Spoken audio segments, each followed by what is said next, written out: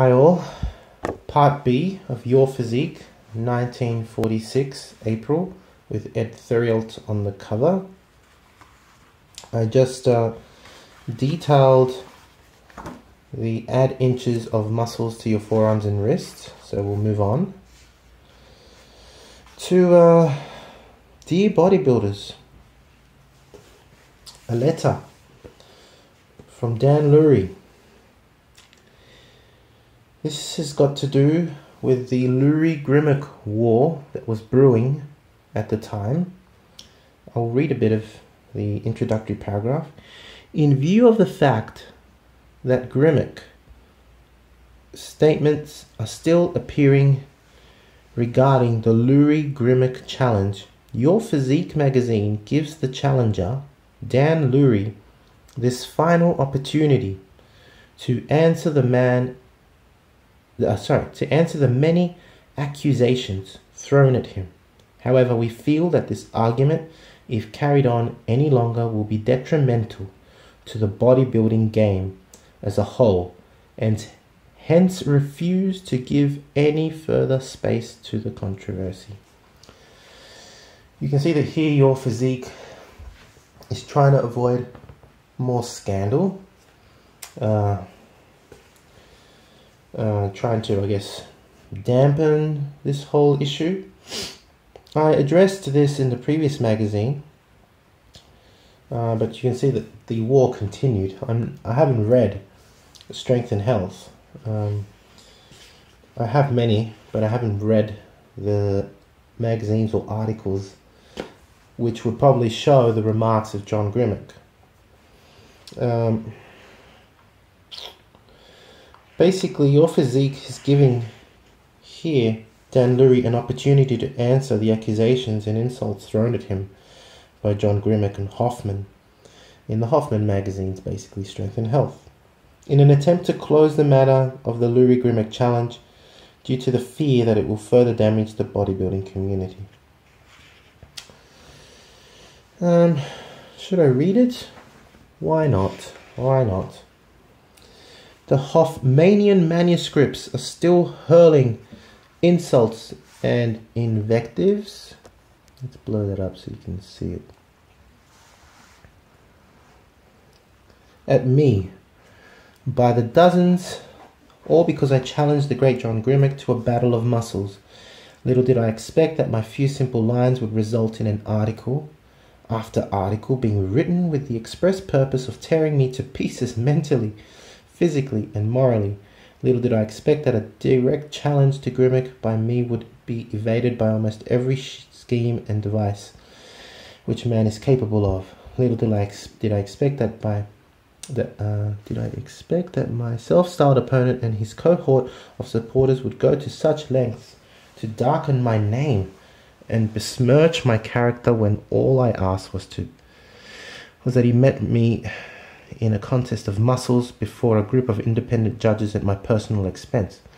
Not once in all my writings or statements have I made the slightest belittling or disparaging remarks about John Grimeks.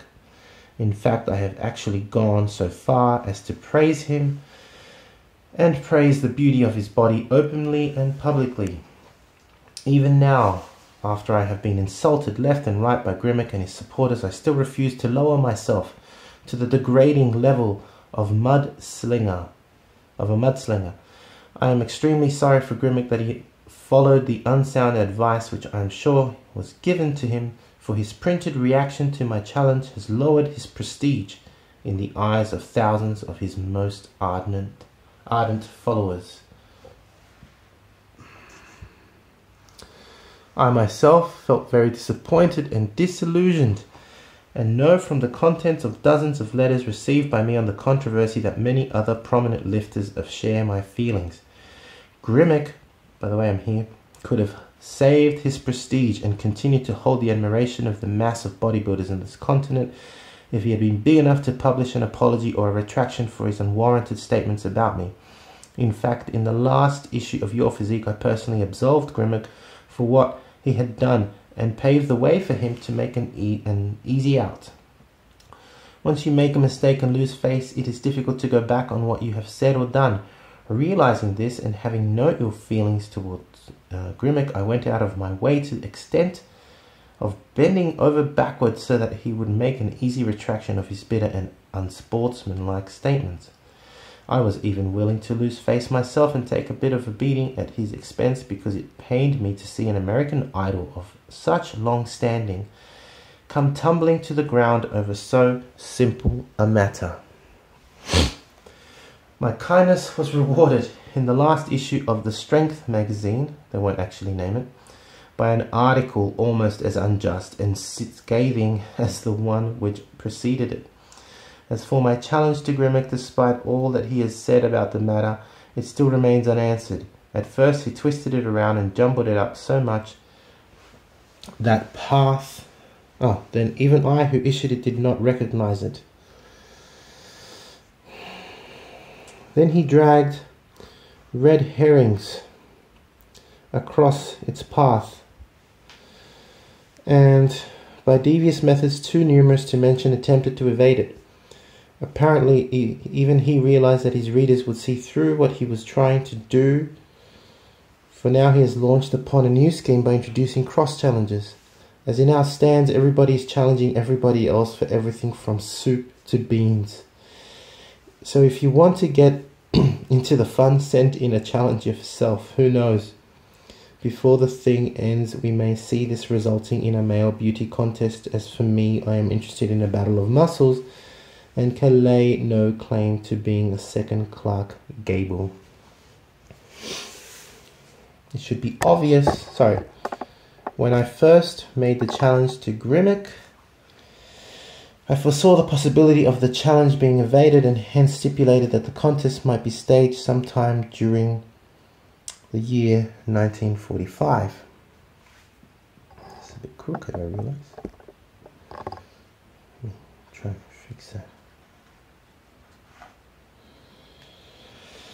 The purpose of this was to pin him down so that he wouldn't squeeze out from under. Despite the precaution, Grimek kicked the challenge about from pillar to post month after month until the stipulated time had elapsed. It should be obvious to anyone who read Grimek's statements that he has no desire to meet me in a muscular contest, and so for the sake of the bodybuilding game as a whole, I for my part shall consider the whole matter closed. My purpose has been served, for by his evasion of my challenge the great Grimek himself has openly admitted that he has no right to his much used title, America's Most Muscular Man. Finally, your physique puts a paragraph: majestic power and symmetrical development exemplified in this pose by the famous Stan Lurie of New York City.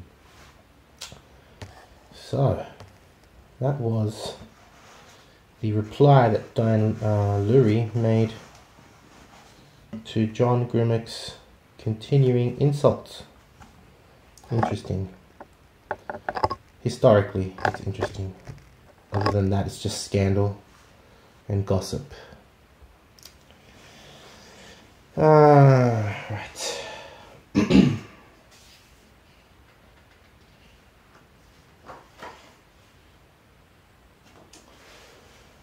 I will continue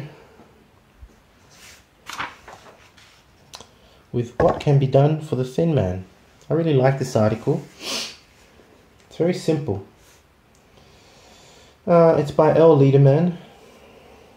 In this realistic article by L. Liederman, he explains how most strong muscular men most probably started off being thin and with persistence achieved success. Naturally, the first few months, I like this advice here. Naturally, the first few months will be the worst for you. It will be during this period that you may not see such a quick change in your appearance. For you, first will have to add weight and then convert this weight into muscle tissue. It is a discouraging process, for when you strongly desire to add inches to this part or that section of your makeup, you only will add fractions until the turning point is reached. I think that means reached. It's a mistake. Where your ligaments and tendons become strong enough to enable you to perform heavy work. You cannot, in the first few months, use the resistance needed for heavier muscles that you will be using after those ligaments thicken and strengthen to withstand these heavier resistance movements. And just because the start seems to be so slow, I fully realize how discouragement enters the picture of your dreams, but you must go ahead, and that's all there is to it. You must grit your teeth and firmly resolve that you will never quit. You must plug along time after time, regardless of tape measure indications or lack of sudden changes in your ability and strength. You must keep that one word in your mental vision: success. Be consoled in the fact that all through your life, because you are thin, your wrists, elbows, and knees will never be large. And this will be to your advantage when your muscles enlarge, for these well-developed muscles will look better when photographed than muscles on other heavier type individuals. Anyway, it's a really interesting article. It really focuses on perseverance, and more importantly, it's realistic, because later on, when I describe the 20 rep method in another article from this magazine, Squats, and More Squats, it is initially for the thin man, for the person who's a hard gainer, and I used to be a hard gainer myself, a very thin person of about 65 kilos. One needs to strengthen their ligaments and tendons first. You need to literally change your skeletal and your joint structure to support muscular growth. Your bones need to thicken and your joints need to strengthen, and then larger muscles can actually grow on them.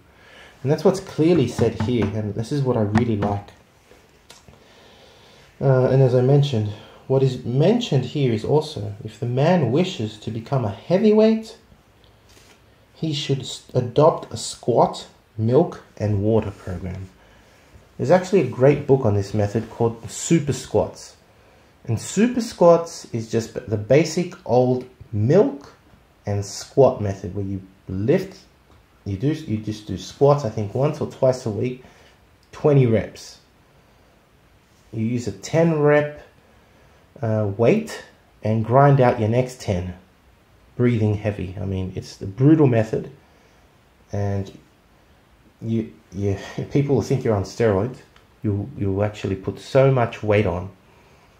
I actually went from 65 kilos to 90 kilos, drug-free. And of course, some of it is fat, but your body gets large. You just become a large human being, and then you can cut down. So this is a great idea, a great advice for the thin man. I would definitely heed this advice. Anyway, that's it for this part B, and I'll continue with part C in a moment. Thank you very much for tuning in. I hope you enjoyed this second part of Your Physique 1946 April.